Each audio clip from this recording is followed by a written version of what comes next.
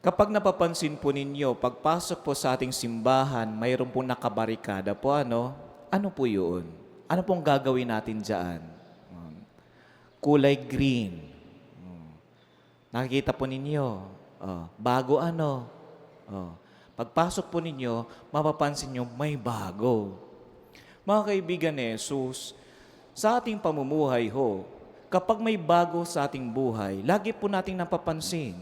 Kapag may bago sa ating paningin, lagi po nating napapansin. Tanong ko sa inyo, napapansin nyo ba ang iyong paghinga? Dahil luma na po para sa atin ang paghinga, ano? Kapag luma na po natin ang paghinga, di patay na tayo. Mga kaibigan ni Jesus, yung mga ordinaryong bagay po sa ating buhay, hindi po natin napapansin. Pero yung mga bagong bagay na nakikita po natin, lagi nating napapansin. At dahil hindi po natin napapansin ang mga ordinaryong bagay, kung minsan hindi na po natin nabibigyan ito ng halaga sa ating buhay. Kaya dahil ordinaryo lang po tayo humihinga, hindi natin nabibigyan ng value ang ating paghinga. At kapag hindi po natin nabibigyan ng value ang paghinga po natin, makikita po ninyo, hindi rin po natin napapasalamatan ng Diyos sa buhay ho natin.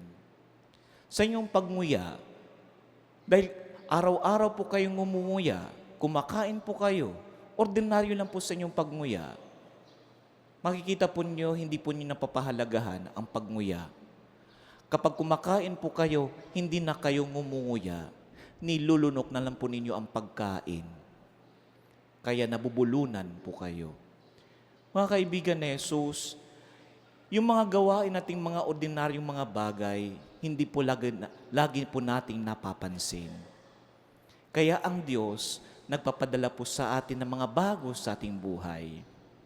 Bagong pasanin, bagong problema. At doon lang po natin napapansin ang Diyos. Naninikluhod tayo sa Diyos. Nagmamakaawa tayo sa Diyos. Panginoon, tulungan mo ako. Kagaya ng panikluhod ng 10 tawag noon, lepers na ito. 10 kitungin sa Diyos, kay Jesus. Na naghoy sila. Sumambit sila, Panginoon, Panginoon, tulungan mo kami. Panginoon, tulungan mo kami. Mga kaibigan ni Jesus, sa ating pong panagoy sa buhay ho natin, sa ating pag-iinda po sa ating pamumuhay, sa ating pagbata at pagpasan po sa ating mga suliranin sa buhay, ang ating pong mga sambit lagi sa ating Panginoon ay, Panginoon, tulungan mo ako. Bakit kaya? Bakit kaya walang sambit po sa ating mga bibig, sa ating buhay? Panginoon, salamat. Bakit kaya walang ganoon?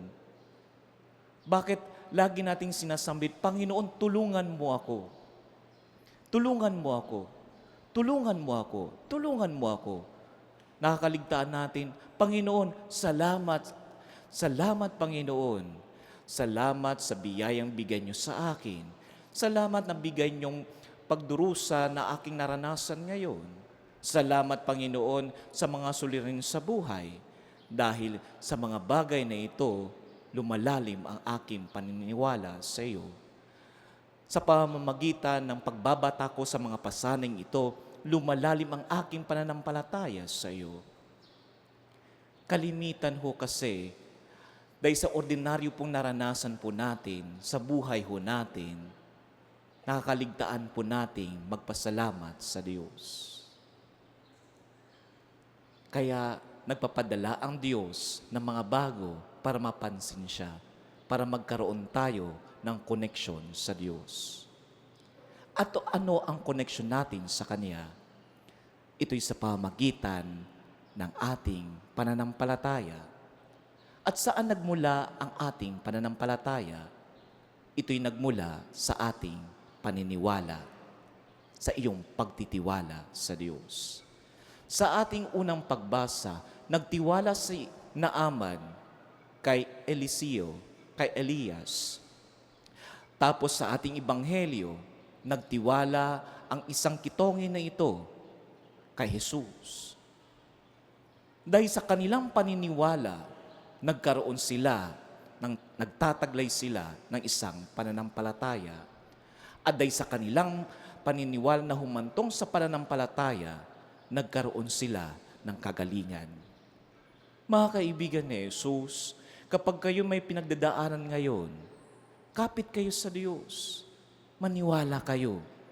Maniwala kayo sa Kanya. May inaayos lang ang Diyos sa iyong buhay. Maniwala ka sa Kanya. Magtiwala ka lang.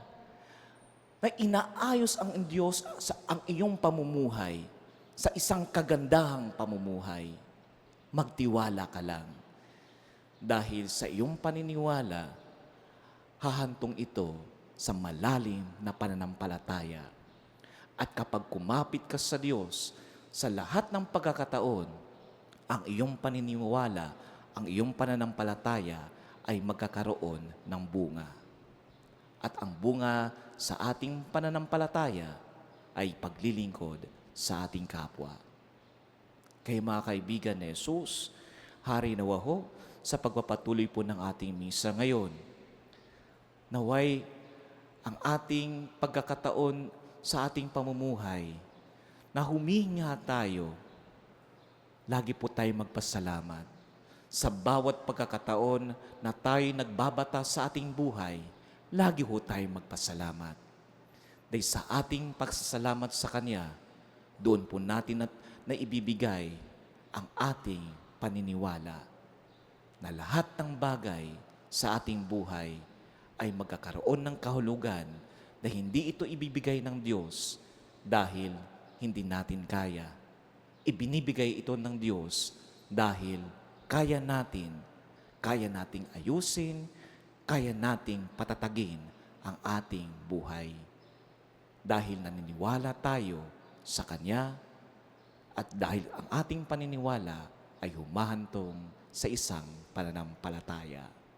Kagaya ni Naaman, kagaya ng isang Samaritanong itong pinagaling ni Jesus. Amen.